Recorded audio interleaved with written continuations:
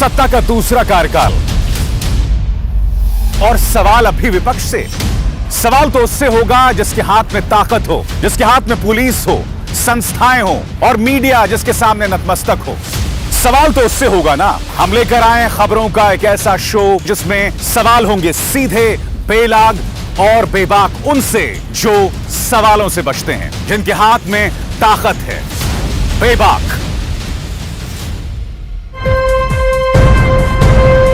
Live TV, सच सबसे आगे। नमस्कार, आप देख रहे हैं बेबाक। मैं अभिसार शर्मा। वो तस्वीर याद है आपको? उत्तर प्रदेश के अंदर कुछ लोगों ने लॉकडाउन का उल्लंघन किया था, तो उत्तर प्रदेश पुलिस ने लाइन से सबको बिठाकर मुर्गा बनवाया था। हम ये भी नहीं जानते थे कि इनमें से कुछ लोग वाकई तफरी के लिए निकले थे, या हो सकता है कि किसी को दवाई लेने जाना हो, किसी का बच्चा बिलख रहा हो और उसे खाना लेने के लिए जाना हो, मगर पुलिस ने बाकायदा सबको मुर्गा बनवाया। अब मैं आपको तस्वीर दिखाता हूं। शिवजी की बारात निकली है। यह तस्वीर है भारतीय जनता पार्टी के सांसद पश्चिम बंगाल से बाबुल सुप्रियो के घर की। यहां पर आप देख रहे हैं कि भारतीय जनता पार्टी के जो तमाम राज्यसभा सांसद हैं या लोकसभा सांसद हैं पश्चिम बंगाल से, वो लोग बाबुल सुप्रियो के घर में इकट्ठा हो गए हैं। और इकट्ठा क्यों हुए?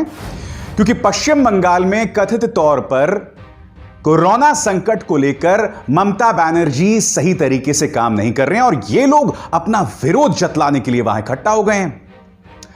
कल्पना कीजिए दोस्तों, अगर कोई गरीब बगैर इजाजत के बाहर जाना चाहे तो पुलिस आओ देखती है, ताओ नहीं देखती और उन्हें सूतना शुरू कर देती है, पिटाई करना शुरू कर देती है। मैं ये जानना चाहता हूं कि इन सांसदों को आखिर अनुमति किसने दी इस तरह से बाहर निकलने की, वो भी राजनीतिक विरोध प्रदर्शन करने के लिए। क्या ये विरोध प्रदर्शन नहीं करते तो क्या किसी की जान चली जाती? क्या वो आपातकालीन काम था कि ये लोग मैदान में किसी के घर में आके इस तरह से इकट्ठा हो गए? क्या ये सवाल पूछा यहां जरूरी नहीं है? और मैं क्यों पूछ रहा हूं, ये पूछा यहां जरूरी है क्योंकि उत्तर प्रदेश में हो सकता है योगी जी के कामकाज से लोगों की शिकायत होगी, मगर हमने कहीं भी बीएसपी और सपा का विरोध प्रदर्शन नहीं देखा। दिल्ली की बात कर लो, दिल्ली में भी भारतीय जनता पार्टी नहीं निकली मैदान में। गुजरात, जहां हालात बद से बदतर हैं, जहां विजय रूपाणी की हम शक्ल नहीं देख रहे हैं, टॉप 3 राज्यों में है, क्या वहां पर कांग्रेस सड़कों पर निकली या इस तरह से विरोध प्रदर्शन किए जिस तरह से हम देख रहे हैं यहां पर बाबुल सुप्रियो के घर में? वो क्या कहावत है, सैया भय कोतवाल तो अब डर काहे का। हम सैया भय कोतवाल तो नहीं कहेंगे, हम कहेंगे पापा भय कोतवाल तो डर काहे का। सारी धौंस पापा की ही है। और यकीन मानिए, अपने आप में बहुत दुखद है कि इस तरह से हमारे सांसद, सत्तारूढ़ पार्टी के सांसद जो हैं, धज्जियां उड़ा रहे हैं कोरोना संकट को लेकर, जो लॉकडाउन है उसकी। यह विरोध प्रदर्शन क्या बाद में नहीं हो सकता था? क्या इसलिए ये लोग इकट्ठा हुए हैं क्योंकि पश्चिम बंगाल में आपके पास एक स्वर्णिम मौका है अगले विधानसभा चुनावों में सत्तारूढ़ होने का, सत्ता पे काबिज होने का? तो क्या इसके लिए नियम कानूनों की भी धज्जियां उड़ाई जाएंगी? मैं आपको बताना चाहूंगा कि जब वहां पर कुछ न्यूज चैनल्स पहुंचे और उनमें से किसी एक न्यूज चैनल ने उनसे पूछा कि आप कोरोना संकट को लेकर लॉकडाउन की धज्जियां क्यों उड़ा रहे हैं, तो इस पर माननीय बाबुल सुप्रियो ने क्या कहा आपके सामने। एक जाने माने न्यूज चैनल ने हमारे पास आए और जब हम प्रदर्शन कर रहे थे ममता बनर्जी के खिलाफ, और उन्होंने हमसे बार बार एक ही सवाल पूछा, ये लोग बेवजह अननेसेसरी कंट्रोवर्सी, बेवजह का विवाद पैदा कर रहे हैं और हम लोग जो हैं पश्चिम बंगाल के अंदर ज्यादती और अत्याचार की लड़ाई लड़ रहे हैं। आज बाबुल सुप्रियो से मैं सवाल पूछना चाहता हूं। जैसे मैंने कहा ना, आपको ढेरों मिसालें दी, इनमें से कोई भी पॉलिटिकल पार्टी अपनी प्रतिद्वंदी सरकार के खिलाफ सड़कों पर नहीं उतरी, तो आखिर आपको उतरने का हक किसने दिया? ये कहने को साथ साथ बैठे हैं, मगर ये किसी भी तरीके से लॉकडाउन के अंदर जो नियम कानूनों का हमें पालन करना चाहिए वो नहीं दिखाई दे रहा। मैं यही तो जानना चाहता हूं कि क्या सत्तारूढ़ भारतीय जनता पार्टी पर किसी तरह का कोई अंकुश है? अब ये देखिए, ये माननीय संबित पात्रा, एक बार फिर संबित पात्रा ने अचंभित किया है हमको। एक झूठ फैला रहे थे और कहीं और नहीं, अपने ही राज्य में, क्योंकि हरियाणा में आप जानते हैं बीजेपी की सरकार है। फरीदाबाद में जान मोहम्मद और उनके लोगों ने आशा वर्कर्स जो कोरोना की डाटा एकत्र कर रही हैं, उन्हें बेरहमी से मारा। पूरे मोहल्ले में यह बात फैलाई गई कि सरकार एनआरसी के लिए डेटा इकट्ठा कर रही है। पुलिस जान मोहम्मद और उनके साथियों को गिरफ्तार करने ढूंढ रही है। जान मोहम्मद को जानबूझकर उन्होंने रेखांकित किया है, क्योंकि आप जानते हैं जान मोहम्मद मुसलमान होंगे। अब इस पर फरीदाबाद पुलिस, उनकी अपनी पुलिस क्या कह रही है। सर नमस्कार, श्रीमान आप आशा वर्कर की जिस घटना का जिक्र कर रहे हैं वो फरीदाबाद की नहीं है। अरे संबित बाबू, कम से कम अपने राज्य को तो बख्श दो। वो क्या कहावत है कि बिल्ली भी कितने घर छोड़ के, खैर छोड़िए वो बात। तो मैं आपसे ये कह रहा हूं, क्या इन पर किसी तरह का कोई अंकुश नहीं है। अब पालघर को ही देखिए, पालघर में क्या हुआ था। पहले इन्होंने इसको हिंदू मुस्लिम बनाने की कोशिश की, जैसे कि संबित पात्रा के उस ट्वीट से स्पष्ट हो जाता है, और पूरा जिस तरह से इन्होंने अपने गोदी मीडिया के जरिए एक किस्म का आंदोलन चला दिया पालघर में कि उदारवादी क्यों खामोश हैं। बाद में इन्होंने एक ट्विस्ट मार दिया जब उन्हें पता चला कि भैया जो 101 लोग जितने भी उसमें हैं उनमें से एक भी मुसलमान नहीं है। फिर इन्होंने क्या कहा, चूंकि वहां का विधायक जो है वो सीपीएम का है, तो ये वामपंथियों की साजिश है। उसके बाद जब वो भी बात नहीं हजम हुई, या वो बात भी नहीं, वो दाल भी नहीं गली, तो इन्होंने क्या किया, उसमें ईसाई एंगल ढूंढ लिया। जबकि पालघर में अगर कोई किसी तरह से फंसता हुआ दिखाई दे रहा है तो बीजेपी के नेता दिखाई दे रहे हैं। मैं आपको बताना चाहूंगा कि जो नेता हैं कांग्रेस की तरफ से, उन्होंने बाकायदा एक प्रेस कॉन्फ्रेंस किया था और उन्होंने ये तस्वीरें जारी की थी। ये देखिए आपके स्क्रीन पे। सबसे पहले आप ये तस्वीर देखिए। भाजपा ढाणू तालुका महिला अघाड़ी अध्यक्ष श्रीमती संगीता काटेला पालघर, उनकी तस्वीर दिखाई गई है। और उसके बाद सरपंच मिस्टर सावक चौधरी पालघर। अब यह बताया है कांग्रेस ने इस प्रेस कॉन्फ्रेंस में कि बीजेपी के 2 ऑफिस बेयरर्स, और वो कौन हैं, ईश्वर निकोले और भाऊ साठे, ये दोनों इस एफआईआर में जो आपके स्क्रीन पर अब दिखाई दे रही है 61वें और 65वें नंबर पर हैं। यानी कि अगर कोई इस मामले में शामिल है, पालघर की लिंचिंग में हमारे साधु संतों को अगर किसी ने मौत के घाट उतारा, तो उन 101 लोगों में 2 बीजेपी के लिंक्स साफ तौर पर दिखाई दे रहे हैं। मगर बौखलाहट देखिए बीजेपी की कि ये लगातार कोशिश कर रहे हैं कि हम किसी तरीके से इसको सांप्रदायिक कर डालें। जैसे मैंने कहा ना कार्यक्रम की शुरुआत में, जब पापा भय कोतवाल तो डर काहे का। मैंने अक्सर अपने शोज में आपके सामने यह मुद्दा रखा है कि कोरोना संकट के जरिए भारतीय समाज का जो बदसूरत चेहरा सामने उभर कर आया है, बार बार जिस तरह से हमने वर्ग विशेष को सोशल बॉयकॉट की बात की, और यह तमाम मुद्दों की चर्चा अंतर्राष्ट्रीय तौर पर हो रही है। विश्व स्वास्थ्य संगठन ने कहा था कि प्लीज मुसलमानों को टारगेट करना बंद करो। उसके बाद मध्य पूर्व में कई देशों ने अपने जो तेवर सख्त किए इस मुद्दे को लेकर। हालांकि मैं ये भी जानता हूं उसी के बहाने कई अफवाह भी फैली।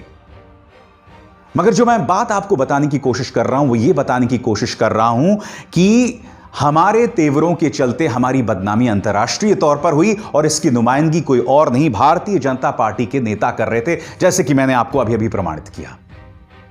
जी हां, इस मुद्दे का भी हिंदू मुसलमान, जब नहीं मिला तो उसमें वामपंथी, जब नहीं मिला तो उसमें ईसाई, और अब तो यह प्रमाणित हो ही चुका है कि 101 में से अधिकतर भाजपा समर्थक थे। मगर आखिर ये कब रुकेंगे, ये कब थमेंगे? हकीकत यह है दोस्तों कि किसी तरह की कोई जवाबदेही नहीं है इन नेताओं की बौखलाहट को लेकर, इन नेताओं के गैर जिम्मेदाराना बयान को लेकर, चाहे बाबुल सुप्रियो हो, चाहे संबित पात्रा हो। यही सवाल तो मैं आपसे पूछ रहा हूं, आखिर क्यों? अब मैं आपको कुछ और चीजें बताता हूं जो वाकई हैरत में डालने वाली हैं। क्या आप जानते हैं कि जिस प्रधानमंत्री केयर्स, पीएम केयर्स में हम कोरोना संकट को लेकर अपना योगदान दे रहे हैं, उसकी किसी तरह की कोई जवाबदेही नहीं है, उसका किसी तरह का कोई ऑडिट नहीं होगा।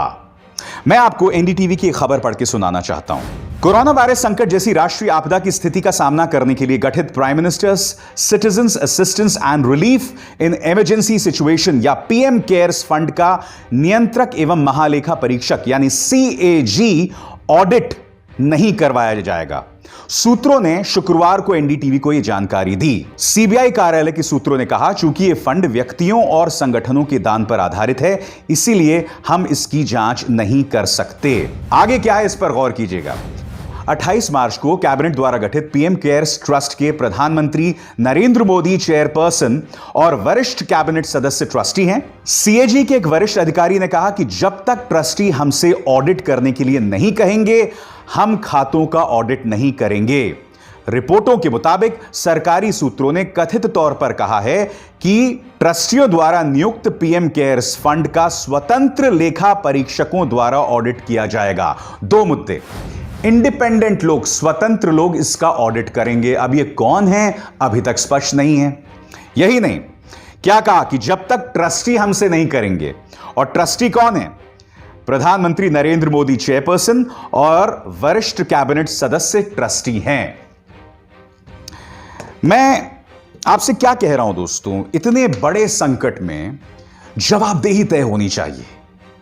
आपने अचानक 4 घंटे का वक्त दे दिया और देश को लॉकडाउन कर दिया। नतीजा यह हुआ कि गरीब सड़कों पर आ गया, उसे ढेरों तकलीफें हुई। कम से कम 30 लोग सड़कों पर चलते हुए मारे गए। मैं नहीं बोला हूं तेलंगाना से वो 12 साल की लड़की जो निकली थी, अपने घर से 50 किलोमीटर दूर थी, उसकी मौत हो गई। मैं नहीं भूला हूं महतो की वो शक्ल, वो जा रहा था बेगूसराय, बिहार जा रहा था वो, और बनारस में आके उसने दम तोड़ दिया। इन तस्वीरों के लिए कोई जवाबदेही तो थोड़ी ना तय की जाती है। आज पीएम केयर्स का कोई ऑडिट नहीं होगा। मैंने खुद पीएम केयर्स में योगदान दिया है, मैं उस पर सवाल नहीं खड़ा करूंगा। मगर यह सवाल इसलिए उठ रहा है क्योंकि आप बाकायदा जो काम कर रहे हैं ना, उसमें निहायत ही गैर जिम्मेदाराना रवैया दिखाई देता है।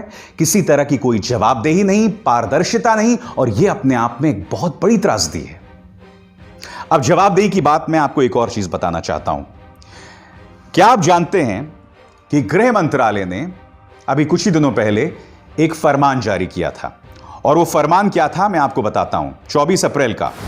इस ऑर्डर के मुताबिक in rural areas all shops except those in shopping malls are allowed to open, यानी कि जो ग्रामीण इलाकों में सभी दुकानें खुली रहेंगी मॉल्स को छोड़ के। इन अर्बन एरियाज यानी कि शहरी इलाकों में all stand alone shops, neighborhood shops and shops in residential complexes are allowed to open.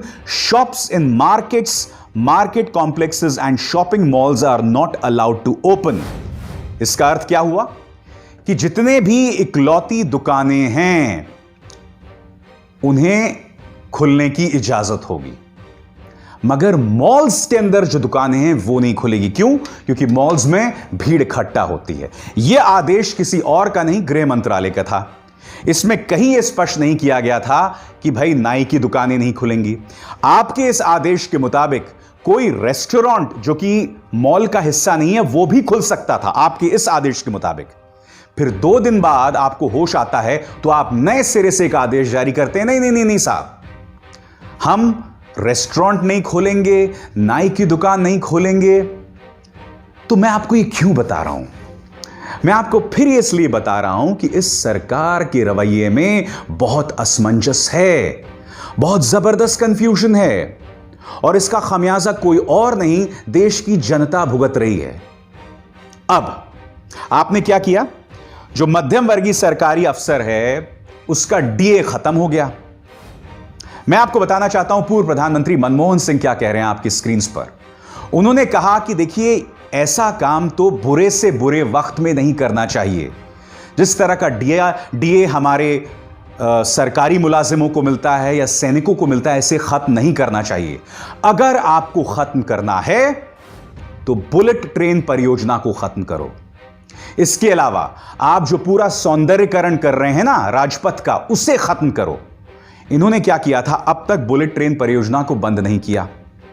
दूसरी बात, जो पूरा राष्ट्रपति भवन से, राजभवन का जो पूरा हिस्सा है, इसके सौंदर्यकरण की जो ऐलान है, इन्होंने कोरोना संकट के बीचों बीच किया था, जिसमें करीब 20,000 करोड़ रुपए के आसपास खर्च होंगे।